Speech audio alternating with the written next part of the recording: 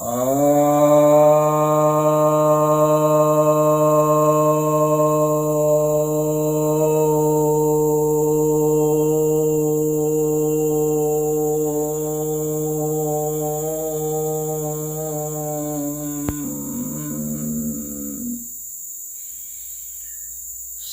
भक्तजनों को सप्रेम नमन।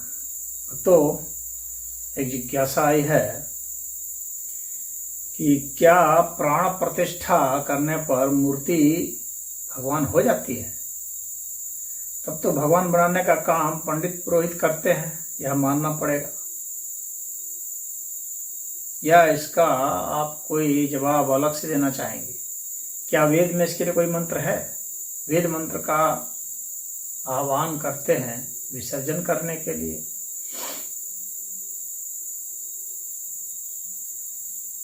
कहने का मतलब है कि प्राण प्रतिष्ठा के विषय में बहुत सी शंकाएं हैं। अभी भगवान श्री राम मंदिर का उद्घाटन होने जा रहा है। इसमें भगवान राम की प्रतिमा की प्राण प्रतिष्ठा होगी। तो इसका शास्त्रीय आधार क्या कुछ है, आध्यात्मिक आधार क्या कुछ है, यह हमें देखना पड़ेगा। देखिए, यह प्राण प्रतिष्ठा तो जो है, इसका कुछ लोग बताते हैं कि यह वास्तव में ये तंत्र विधि है। तंत्रों में इसका वर्णन है, लेकिन तंत्र भी तो वेद से ही उपजे हैं, क्योंकि वेद तो सभी ज्ञान का मूल है। वेद में भी कुछ न कुछ तो इसका सूत्र होना ही चाहिए। भले पूरा का पूरा वैसा ना हो, लेकिन सिद्धांत रूप में हो। भले विधि रूप में ना हो, सिद्धांत रूप में कुछ हो। तो पहले प्राण प्रतिष्ठा के विषय में यह समझ लेते हैं कि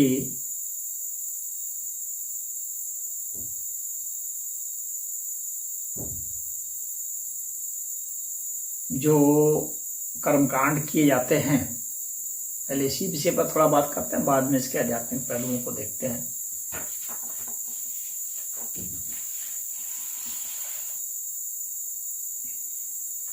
तो यह है कि कोई भी जो प्रतिमा है, देवी देवता की प्रतिमा,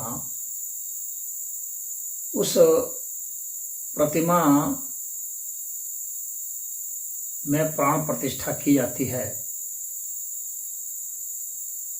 वह प्रतिमा खंडित नहीं होनी चाहिए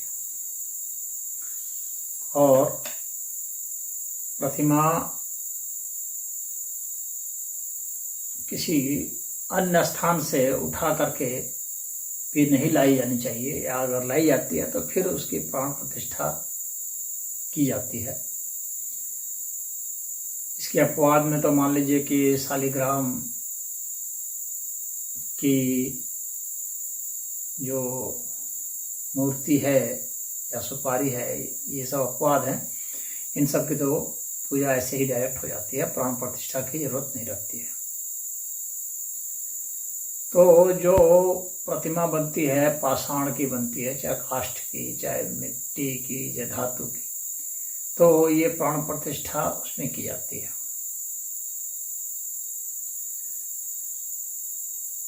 अब मिट्टी में की जाती है तो उसका विसर्जन कर दिया जाता है।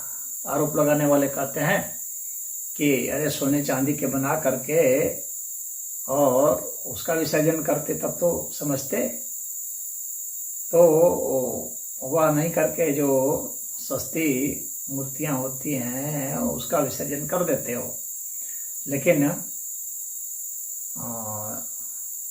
जो धातु हैं, कीमती धातु हैं, मणियों से बने हुए हैं, सोने चांदी हीरे जवाहरात जड़े हुए हैं, उनका विसर्जन क्यों नहीं करते हो? इसका मतलब है कि इसमें कुछ पोप लीला है। अब जो प्राण प्रतिष्ठा की जाती है उसमें विभिन्न प्रकार के मंत्र वगैरह पढ़े जाते हैं, और ये सब जो है यह शास्त्रीय विधान से होता है। अग्नि पुराण में भिन्न भिन्न देवताओं की प्रतिष्ठा की बात की गई है। पूजा मार्ग प्रदीप ग्रंथ है, उसमें भी बताया गया है कि किस तरह से प्राण प्रतिष्ठा की जाए। संस्कार रत्नमाला में भी बताया गया है कि किस तरह से पूजा की जाए, और विभिन्न तंत्रों में यह बताया गया है। तंत्र में प्राण प्रतिष्ठा का तो बहुत बृहत वर्णन आता है। प्राण प्रतिष्ठा के मंत्र होते हैं। तो अब ये मंत्र कुछ कहते हैं कि कुछ जो है, क्या ये मंत्र वैदिक मंत्र हैं या ये मंत्र ऐसे, ये तो तंत्र के मंत्र हैं, क्योंकि विधि ही तंत्र की है। लेकिन वेद के भी कुछ मंत्र पढ़े जाते हैं। लेकिन पहले जो तंत्र जो है उसको देखते हैं। इसमें अधिकतर जो है विनियोग किया जाता है, न्यास किया जाता है। सभी इंद्रियों को स्थापित किया जाता है, प्राण को स्थापित किया जाता है।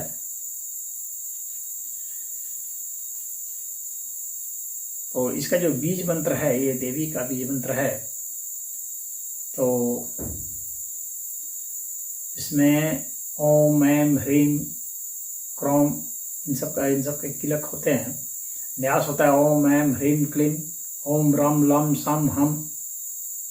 जो भी देवता है उसके प्राण यह प्राण करके देवस्य जीव यदि स्थित, इस तरह करके वो किया जाता है। प्राण प्रतिष्ठा का मंत्र जो है उसमें अस्य प्राण प्रतिष्ठा मंत्रस्य ब्रह्म विष्णु महेश्वरा ईशयः ऋग यजुः शमानि छंदांसि चैतन्यम देवता प्राण प्रतिष्ठायां विनियोगः उपचारे षोडश वीर महामुद्रादिभिस्तथा फलतांबूल नैवेद्ये शिवं तत्र समर्चयेत्। पट्टसूत्रादिकं दध्या वस्त्रालंकारमेव च अगुरं चामरं घंटां यथा योग्यं महेश्वरी सर्वं एतत् प्रयत्नेन दध्यातात्म हितेरतः ततो जपेत् सहस्रं तु संकेलिप्स्यति सिद्धये जप समापनं कुर्याद्दृष्टांगेन नमस्कृतम् अष्टोत्तरशतं हुत्वा संपाताज्यं विनिक्षिपेत। ओम कर्मण्य शक्त्यस्य चेद द्विगुणं जपम् आचरेत गुरुवे दक्षिणां दद्यात् ततो देवीं विसर्जयेत। तो इस तरह से ये मंत्र पढ़ करके विनियोग करके षोडशोपचार पूजन विधि करके महामुद्रा सहित जो है ये विभिन्न मुद्राओं का प्रदर्शन करके इसमें पान भोग नैवेद्य ऋतुफल ये सब करके शिवार्चन किया जाता है। फिर उसमें अगुरु चामर घंटा अर्पण किया जाता है। पूर्ति के लिए, मनोकामना की पूर्ति के लिए 1000 बार मूल मंत्र का जप करते हैं। फिर जप कर्म पूर्ण होने पर साष्टांग नमस्कार करते हैं, और फिर नमस्कार करने के बाद फिर अग्नि को समर्पित किया जाता है। घी की धारा डाली जाती है और फिर 108 बार जो है वह मंत्र पढ़ते हैं। मंत्र को फिर दुगुना भी पढ़ते हैं। उसमें जितना भी ज़्यादा मंत्र पढ़ेंगे उतना ही ज़्यादा माना जाता है कि प्राण प्रतिष्ठा हो रही है। गुरु आचार्य पूरा ग्रुप में पढ़ा जाता है और सिंगल भी पढ़ते हैं। अलग अलग जगह पर प्राण प्रतिष्ठा होती है। गुरु आचार्य को संतुष्ट करते हैं, देवता को विसर्जन करते हैं, भोज भंडारा करते हैं। तो ये सब होता है। अब यहाँ पर जो सवाल आता है कि तो एक तो है कि ओम का उच्चारण किया जाता है, जो कि वैदिक मंत्रोच्चार है, प्रणवोच्चार है, तमाम तरह के संस्कार किए जाते हैं। देवी भागवत में भी इसका वर्णन है, एकादश स्कंध के 8वें अध्याय के 19वें श्लोक में इसका वर्णन है। ध्यान भी किया जाता है और देवताओं के नेत्रों पर या अन्य सभी भुजाओं पर, सभी अंगों पर जो देवताओं की प्रतिमा है उसका स्पर्श किया जाता है। अब यहाँ पर जो बात उठती है इसकी कि क्या इसका वेद में भी कोई जिक्र है या नहीं है। तो वेद में भाई कोई भी जो हिंदू धर्म में कोई भी चीज जो है उसका तो मूल तो वेद ही है। तो वेद में कहीं ना कहीं सूत्र रूप में कुछ न कुछ उसका अंश तो अवश्य ही होना चाहिए, जहाँ से वह निकल करके और व्यास हुआ है, बढ़ा है, विस्तृत हुआ है। बाद में उसको और ऋषि महर्षियों ने विस्तृत किया है। तो पुराणों में और अन्य शास्त्रों में, कर्मकांड शास्त्रों में उसका वर्णन किया गया है। तो वेद के ऋग्वेद के 10वें मंडल के सूक्त 59वें में जो 5, 6, 7 मंत्र है, यह माना जाता है कि यही प्राण प्रतिष्ठा के मंत्र का सूत्राधार है, मतलब कि ये इसका बेस है। वहां से ही इसकी जो प्रेरणा ली गई है। इसके जो देवता हैं असुनीति ही है। अब यह जो है इसमें हालांकि इसमें विद्वान सब तो अलग अलग अर्थ भी निकाले हैं, लेकिन इसमें प्राण संबंधित प्रतिष्ठा की तो अवश्य ही बात है। जीते जी भी और मरने के बाद भी, यानी जीवित प्राणी में भी और मृत प्राणी में भी प्राण का समावेश माना जाता है। जो प्राण तत्व है वह सभी में विद्यमान है, और जब सभी में विद्यमान है तो मूर्ति में भी विद्यमान है। तो पहले वेद मंत्र को देख लेते हैं, फिर तो दार्शनिक बातें होंगी। असुनिते मनो अस्मासु धारय जीवातते सुप्रतिरादायुः रारिन्धनः सूर्यस्य सन्दृशे घृतेन त्वं तन्वं वर्ध्यस्व। यह जो है 5वां मंत्र था, ऋग्वेद मंडल 10 सूक्त 59, मंत्र 5वां था। और मंत्र जो है, इस मंत्र का जो अर्थ है वह यह है, ये मैं स्वामी दयानंद सरस्वती जी का जो अर्थ है वही बता रहा हूँ, क्योंकि मूर्ति पूजा प्राण प्रतिष्ठा के विरोध में वे आर्य समाज सब ज़्यादा रहते हैं। तो इसलिए उन्हीं के ग्रंथ का अर्थ ज़्यादा अच्छा है। हे प्राण विद्याविद, हम रोगियों के मन को फिर से स्वस्थ और स्थिर कीजिए। हमें जीवन के लिए आयु दीजिए, हम सदा सूर्य को देखें ऐसी अवस्था में हमें लाइए। हमारे शरीर को घृत आदि से बढ़ाइए, यानी शक्ति दीजिए, शक्ति से इसको बढ़ाइए। तो घृत के लिए यहाँ पर शक्ति का प्रयोग सही होगा। कुछ लोग औषधि का भी प्रयोग करते हैं या अन्य तत्वों का भी प्रयोग करते हैं। भाई शक्ति बढ़ेगी तो जल से, प्रकाश से, भाई प्रकाश में शक्ति है तभी तो शक्ति चाहिए आपको। जल है जिसको कि आप यह मानते हैं कि ये जो है इनमें प्राण नहीं है, तो बिना प्राण के इससे आप प्राण कहाँ से लेंगे भाई। इनमें प्राण होगा तभी तो प्राण ट्रांसफर होगा। जो हम खाते हैं तो वे भी तो निर्जीव ही हो जाते हैं, तो उनमें प्राण होता है तभी तो हमारे प्राणों को बढ़ाता है। वायु भी तो हमारे प्राण को बढ़ाता है। तो जितने भी चीज़ें हैं हमारे जो प्राण को बढ़ाते हैं, तो वे सारे जो चीज़ें हैं वे प्राण को बढ़ाने वाली चीज़ें तो फिर निर्जीव ही है। तो फिर प्रतिमा में, मूर्ति में प्राण क्यों नहीं होगा भाई। प्राण तो सभी जगह विद्यमान है। प्राण की विद्यमानता उपनिषदों में भी बताई गई है, सभी जगह विद्यमान है। प्राण को ही ब्रह्म कहा गया है। प्राणो वे ब्रह्म या जानाति। अब इसके बाद जो है छठे में आते हैं, असुनिते पुनरस्मासु चक्षुः पुनः प्राणमिह रोधेहि भोगम जयोक पश्येम सूर्यम् उच्चरन्तम् अनुमते मृडयानः स्वस्ति। यह जो है छठा मंत्र है। तो इसमें ये असुनीति तो देवता है, देवी है मतलब। तो इसके विषय में यहाँ पर बताया गया है कि हे प्राण विद्याविद, हमारे इस शरीर में आप पुनः दृष्टि और प्राण शक्ति को धारण कराइए। हमें भोगों के भोगने की शक्ति दे। हम चिरकाल तक उदय को प्राप्त हुए सूर्य को देखें। हे उत्तम मति वाले, हमें सुख से सुखी करें।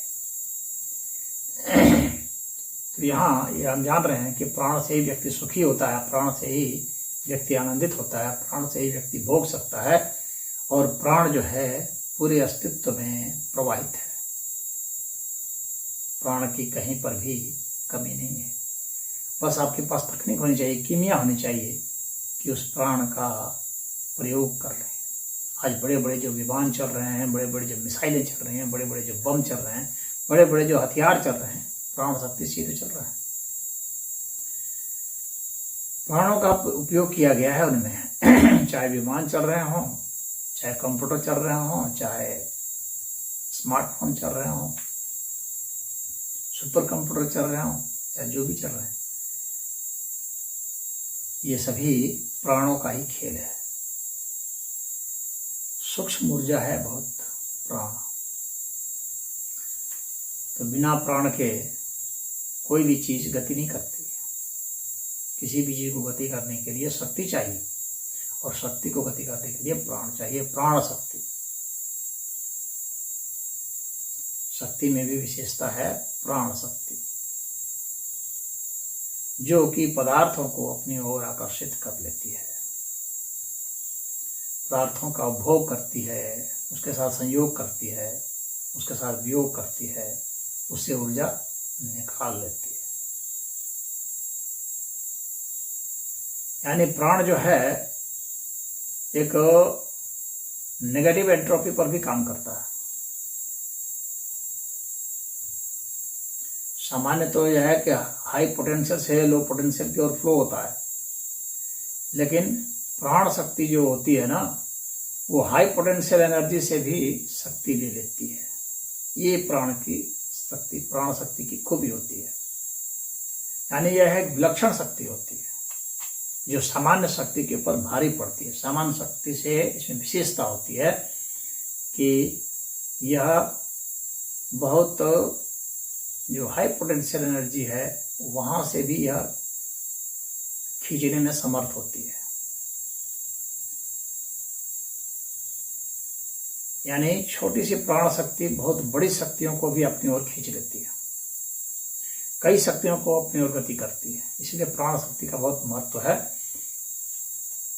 तो प्राण शक्ति से हम बहुत बड़े बड़े कार्यों को अंजाम दे सकते हैं। अब इसके बाद 7वें मंत्र पर आते हैं। पुनर्नो अशुम पृथ्वी ददातु पुनर्द्रोहो देवी पुनरंतरिक्षम पुनर्नः सोमस्तन्वं ददातु पुनः पूषा पथ्यामाया स्वस्तिः। तो इस 7वें मंत्र में क्या कहा जा रहा है? ये मरने के बाद की बात की जा रही है।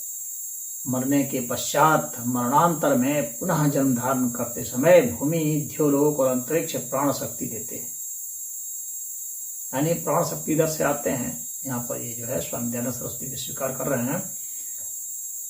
वायु पोषण देता है और वाक शक्ति वाक देती है। भगवान इन सब से युक्त शरीर को देता है।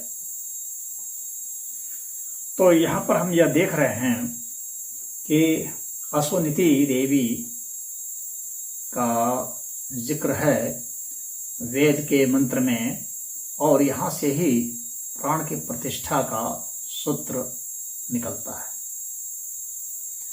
यहीं से प्रेरणा लेकर के उसका विस्तार फिर किया गया है। तो प्राण प्रतिष्ठा कैसे होती है? सामान्य मूर्ति में और विग्रह में और प्रतिमा में क्या अंतर होता है? सामान्य मूर्ति तो कोई भी आकृति होती है। अब देवी देवता की जो आकृति होती है उसको प्रतिमा कहते हैं, और प्रतिमा में जब प्राण प्रतिष्ठा कर दी जाती है तो उसे विग्रह कहते हैं। और बाद में अगर बहुत श्रेष्ठ देवी देवता हैं उनमें भी, तो वे श्री विग्रह कहलाते हैं। देवताओं में भी परम देवता परमेश्वर। अब यह है कि चूंकि परमात्मा की विद्यमानता तो सभी जगह है, या तो सभी मानते हैं, और परमात्मा सब रूपों में व्याप्त है, सब रूपों में भी व्याप्त है और सब रूप के रूप में भी व्याप्त है। यानी परमात्मा का कहीं पर कोई अभाव नहीं है, परमात्मा कहीं अंत नहीं करते हैं। इसका अर्थ है कि इस अस्तित्व का कोई भी जो तत्व है वह परमात्मा तत्व ही है, परमात्मा तत्व की ही अभिव्यक्ति है। जड़ और चेतन जैसी जो स्थूल अभिव्यक्तियां हैं, जो द्वंद्व किया गया है, यह तो बस समझने समझाने के लिए है। वास्तव में परमात्मा अविभक्त है, अखंड है, अनंत है। और जब अनंत है तो उसका आप अंत कहीं नहीं कर सकते, किसी प्रकार से भी नहीं। तो परमात्मा सभी रूपों में है, तो इसलिए प्रतिमा भी परमात्मा है। और यदि कोई कहता है कि नहीं, यजुर्वेद में तो लिखा हुआ है कि ना तस्य प्रतिमा अस्ति, उसकी कोई प्रतिमा नहीं है, उपनिषद में भी है, तो उसका अर्थ ऐसा नहीं है। आदि शंकराचार्य बताते हैं कि उसका अर्थ यह नहीं है कि परमात्मा की प्रतिमा नहीं हो सकती, इस अर्थ में, नकारात्मक अर्थ में वह नहीं है। यानी उसमें अक्षमता के कारण ऐसा नहीं है कि परमात्मा प्रतिमा नहीं हो सकती। वह तो अक्षमता हो जाएगी कि परमात्मा प्रतिमा नहीं हो सकती, तो अक्षमता नहीं है।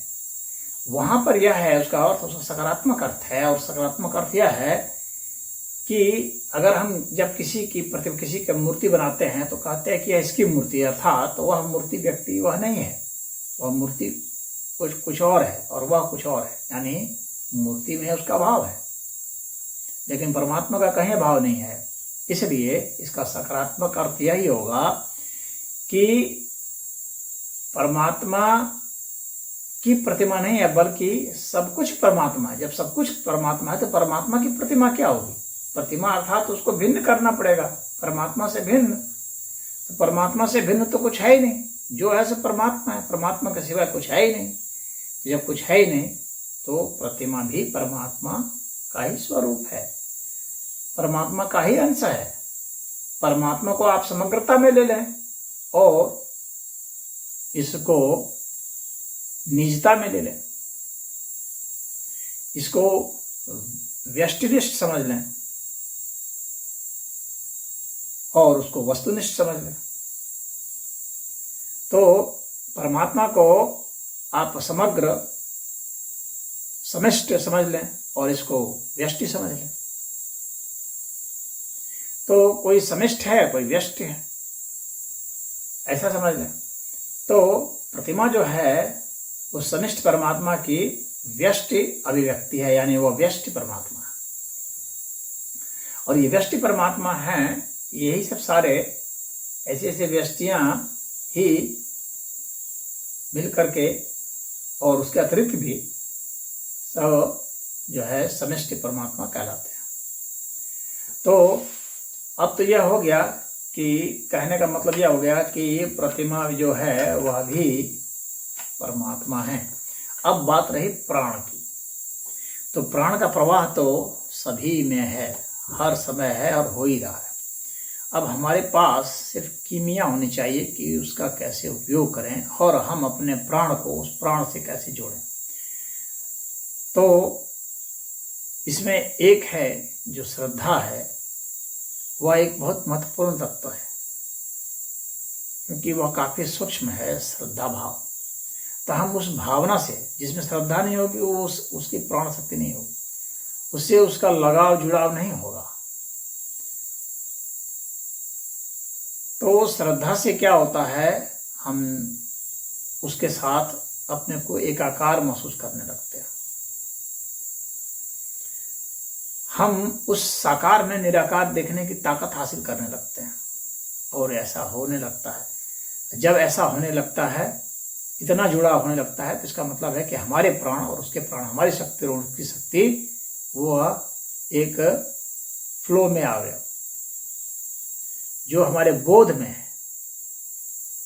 यूं तो प्रवाहित हो ही रही है, हर जगह से हो रही है, लेकिन किसी में विशेष जहां हमारा जुड़ाव होता है, वहां विशेष आकर्षण उत्पन्न होता है। जैसे यूं तो बहुत सारे लोग हैं दुनिया में, लेकिन जिस व्यक्ति से आपका आकर्षण होगा, जिस व्यक्ति से आपका राग होगा, जिस व्यक्ति से आपको प्रेम होगा, वहां से प्राण शक्ति का प्रवाह एक अलग ही होगा। उसको देख करके, उसको सुन करके बहुत उमंग होगा।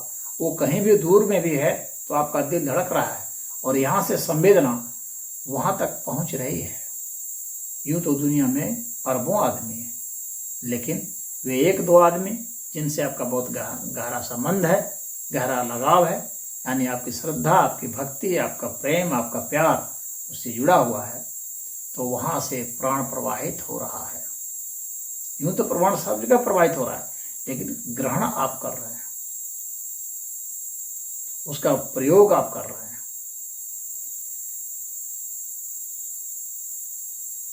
तो यह प्राण प्रतिष्ठा के जरिए जो प्राण प्रतिष्ठा की जाती है, हालांकि ऐसा मंत्र पढ़ देने से प्राण प्रतिष्ठित तो नहीं हो पाएगा जब तक श्रद्धा नहीं है। खाली कोई लिखा हुआ मंत्र उच्चारित कर दिया तो उससे प्राण प्रतिष्ठा तो नहीं हो जाएगी। हाँ, उसके साथ श्रद्धा होनी चाहिए, प्रेम होना चाहिए, अनुराग होना चाहिए, अनन्य भक्ति भावना होनी चाहिए। तब व्यक्ति जो है अपने प्राणों को उसमें उड़ेलता है, और उधर से प्राण जो है प्रवाहित होते हैं, और वह एक माध्यम बनता है।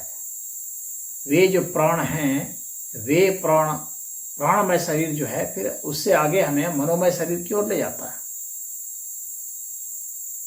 मनोमय कोश में ले जाता है। तो प्राण जो है हमारे मन के द्वारा प्रवाहित होने लगता है, क्योंकि प्राण से सूक्ष्म जो है मन है।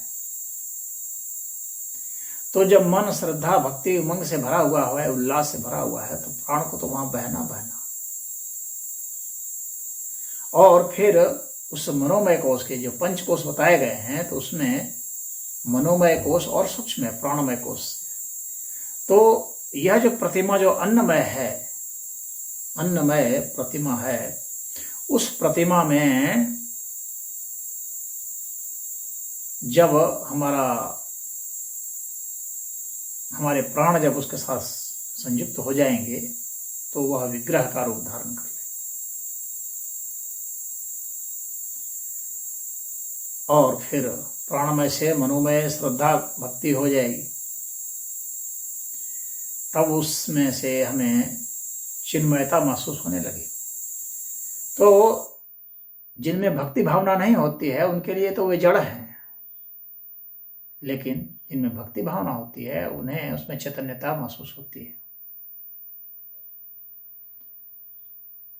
तो साकार की आराधना निराकार तत्व के लिए ही की जाती है। हम आराधना जिसकी भी करेंगे, जो भी पद्धत अपनाएंगे, वो साकार ही होगी। मंत्र बोलना, मंत्र क्या है? मंत्र भी आकार ही है, ध्वनि का भी आकार है। तो अगर हम विचार भी करते हैं तो विचार का भी आकार है। शब्दों के, ध्वनियों के, प्रकाश के, इन सब के आकार होते हैं, क्योंकि सबकी तरंगे हैं, तो आकार होंगे ही होंगे। सब में कण है, आकार होंगे। तो इनके जरिए प्राण को प्रतिष्ठित किया जाता है, यानी हमारे प्राण उस प्रतिमा से एक साथ हो जाते हैं, हमारा कनेक्शन हो जाता है, और उसके जरिए फिर हम और गहराई में मनोमय कोश में पहुंच जाते हैं। तो उस प्रतिमा का भी मनोमय कोश होता है, हर चीज का मनोमय कोश है, तो अपना भी मनोमय कोश है। तो इस मनोमय कोश से उस मनोमय कोश का संबंध हो जाता है।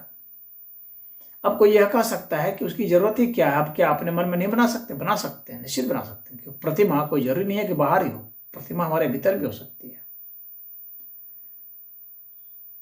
प्रतिमा मनोमय भी हो सकता है।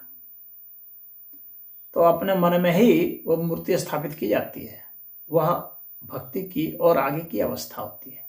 लेकिन जो उस स्तर पर अभी नहीं है, जो मन में मूर्ति नहीं बिठा पाते हैं, मन में प्रतिमा नहीं बिठा पाते, मन में विग्रह नहीं बिठा पाते हैं, उनके लिए तो अभी वही है। तो आम जन के लिए तो वही है। जो विशेष ध्यानी हैं उनके लिए तो ठीक है, अपने मन में ही प्रतिमा बिठा ली और वहीं पर आराधना शुरू हो गई, तो प्राण तो आसानी से मन में चला जाएगा, फिर मन से विज्ञानमय कोश में चला जाएगा, वहां से फिर ज्ञान, आत्मज्ञान प्रस्फुटित होगा, और फिर वहां से आनंदमय कोश में चला जाएगा, आनंद प्रस्फुटित होगा। तो यह धारा है। तो अपने भीतर ही हम उसकी प्रतिष्ठा कर लें, विग्रह की, प्रतिमा की, या बाहर कर लें, क्योंकि बाहर और भीतर का वास्तव में कोई भेद नहीं होता है। जो भीतर है वही बाहर है, जो बाहर है वही भीतर है। बाहर और भीतर का भेद, जो द्वंद्व है, यही तो अज्ञानता है। वास्तव में बाहर और भीतर जैसा कुछ भी नहीं होता है।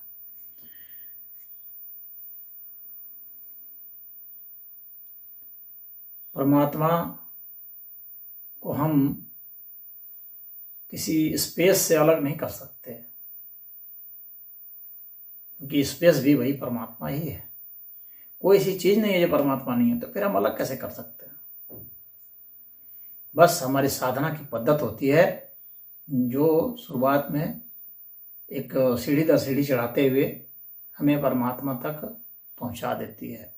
उसी के लिए तमाम तरह की विधियां और कीमियां हैं। तो प्राण प्रतिष्ठा के विरुद्ध में बहुत लोग खड़े हैं, और जो ये कहते हैं कि विसर्जन जो है वो जो है हल्की मूर्तियों का किया जाता है, कम दाम वाली मूर्तियों का किया जाता है, बड़ी मूर्तियों का नहीं किया जाता है। तो भाई उसका जो वैल्यू है, इकोनॉमिकल वैल्यू है, तो इकोनॉमिकल वैल्यू को ध्यान में रखते हुए नहीं करते हैं, तो उसको क्या आप जो प्राण प्रतिष्ठा करते हैं जो लोग, क्या उनको आप मूर्ख समझे हुए हैं कि वो जो सोना चांदी जो कीमती धातु है उसको उठा उठा के समुद्र में फेंक दें ताकि दूसरे लोग उठा के ले जाए? वो क्यों फेंकेंगे? क्योंकि विसर्जन जो है उन्हीं का किया जाएगा ना, जो कि वैसे भी टूट फूट जाने वाले हैं। तो जो मूर्तियां मिट्टी की बनी होती हैं तो उन सब का विसर्जन कर दिया जाता है, क्योंकि वैसे भी टूट फूट जाएंगी, भंग हो जाएंगी, इसलिए। लेकिन जो धातु की मूर्तियां हैं वे तो भंग होंगे नहीं, तो उसको रखा जाता है। अब जिनको सिर्फ आर्थिक मूल्य दिखता है और सोचते हैं कि आर्थिक मूल्य के कारण जो है इसको नहीं फेंकते हैं, तो आपको फेंकने पर इतना क्यों जिद है? मूर्ति विसर्जन सभी का थोड़ी कर दिया जाता है, हर एक का नहीं किया जाता है। मूर्ति विसर्जन इसलिए किया जाता है क्योंकि वह खंडित हो जाएगा, रूप रंग सब खंडित होने लगते हैं, सब झड़ने लगते हैं, पेंट वगैरह, तो उसमें फिर जो है व्यक्ति ध्यान नहीं लगा पाएगा। ध्यान तो उसी में लगा पाएगा जब जो प्रतिमा बनाई जाती है वह एक आदर्श छवि होती है, इंगित करते हैं। जैसे कि कोई साहित्यकार है, अगर कोई संत है, ऋषि है और साहित्यकार है, तो वह ग्रंथ लिखता है, जैसे दयानंद सरस्वती जी ने भी ग्रंथ लिखा।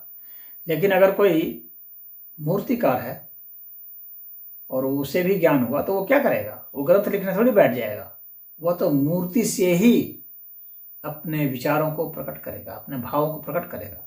तो जाहिर सी बात है जो कोई मूर्ति है तो उसमें विकार नहीं आना चाहिए। जैसे कि जो साहित्य लिखा गया है उसमें विकार आ जाएगा, वो शब्द इधर उधर हो जाएंगे तो मीनिंग बदल जाएगा।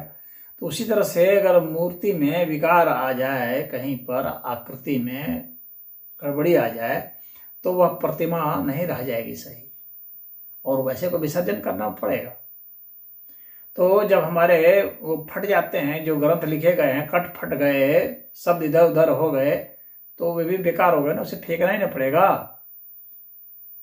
तो इसी तरह से फेंक देना और प्रणाम करके उसको विसर्जित कर देना, दोनों में अंतर होता है। हम उसे अपमानित नहीं कर सकते, जिसका हमने उपयोग किया उसको हम अपमानित नहीं कर सकते। जिसके जरिए हमारे में कुछ चेतना का प्रवाह हुआ, जिसके जरिए हमारे में कुछ ज्ञान की वृद्धि हुई, जिसके जरिए हम कुछ स्थिर हुए, संयत हुए, कुछ शांति हमारे में आई, कुछ धारणा, कुछ हमारे में ऐसी बातें आई, तो उसके प्रति हमारे में कृतज्ञता होनी चाहिए, और इसीलिए उसे हम विसर्जित करते हैं। तो चाहे साहित्य हो, कोई किताब खराब हो गई है तो उसको फेंक नहीं देंगे, बल्कि उसे विसर्जित करेंगे। तो वह विसर्जन जो है वह श्रद्धा का विषय है। तो जिसकी हमने पूजा की है तो उस प्रतिमा को हम फेंक नहीं देते, विसर्जित करते हैं। तो जो प्रतिमा धातु की है वह विकारग्रस्त नहीं है। उसे कलाकार ने जिस तरह से मूर्तिमान किया था, जिस तरह से आकृति उसमें उकेरी थी, जिस तरह से उसने अपने भावों को उसमें डाला था, आध्यात्मिक भावों को, वे भाव जब तक विद्यमान है तब तक उसके विसर्जन का कोई मतलब नहीं। और जब उसमें विकार आने लग जाएं, इसीलिए कहा जाता है कि खंडित हो गया। खंडित मतलब यह नहीं कि खाली टूट गया, बल्कि अगर उसका रंग भी उतर गया ना तो भी खंडित हो गया, यानी उसके भाव के अभिव्यक्ति में कहीं बाधा आ गई तो भी गड़बड़ हो गया। तो वह प्रतिमा कोई मूर्ति ठोस आकार की हो, कोई जरूरी नहीं, चित्र भी हो सकता है। तो कलाकार चित्र के जैसे आध्यात्मिक भावों को भरता है, और तब वह देवी या देवता का स्वरूप धारण होता है। ऐसा नहीं है कि वो जाके कहीं देवी देवता को देख लिया था, ऐसा नहीं है। उसे स्वतः ही प्रेरणा होती है।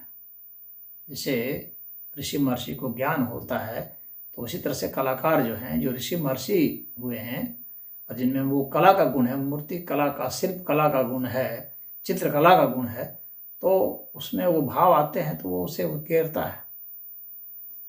तो परमात्मा की छवि को उकेरता है, एक आदर्श छवि बनाता है जहां तक हमें पहुंचना है। यानी जिस तरह की सौम्यता, गंभीरता, जिस तरह से शांति चेहरे में आनी चाहिए, उस उपलब्धि के बाद उसी को गढ़ता है वह, और उसको गढ़ता है जिस तरह से आनंद उसमें झलकना चाहिए वैसा गढ़ता है। तो वह एक आदर्श होता है, और कोशिश ये की जाती है कि जो उसका जो पुजारी है वह अपने को उसमें ढाल ले, इस तरह से कि वह उसके जैसा ही, उस आदर्श स्थिति, उस आदर्श भाव को प्राप्त हो जाए। यही मूर्ति पूजा की कीमिया है। तो इसमें जो धातु की बात होती है कि धातु को विसर्जित नहीं किया जाता है, मणियों को विसर्जित नहीं किया जाता है, तो उसके पीछे ये कारण है। बाद में तो फिर क्या मिट्टी और क्या सोना, वो सभी जो है वह तो एक बराबर हो जाता है। जो परम ज्ञान को उपलब्ध हो गया है तो उसके लिए फिर ये सारे बराबर ही हो जाते हैं। तो वैसी स्थिति में भी समभाव को प्राप्त हुआ व्यक्ति, वह कोई जो अभी उस अवस्था को प्राप्त नहीं है और उसके लिए वह प्रयासरत है, उसका वह विरोधी नहीं होता, उसका सहयोगी होता है। उसके प्रयासों का वह खंडन नहीं करता, उसे हतोत्साहित नहीं करता, क्योंकि परमात्मा सभी रूपों में, सभी साधनाओं में, सभी तौर तरीकों में, सभी में प्रकट है। तो इसका आग्रह करना, दुराग्रह करना कि नहीं ऐसी ही पद्धत सही है और यह पद्धत सही नहीं है, यह दुराग्रह भी ये वास्तव में परमात्मा का विरोध ही है एक तरह से। इसे समझ लेना चाहिए। हरि ओम।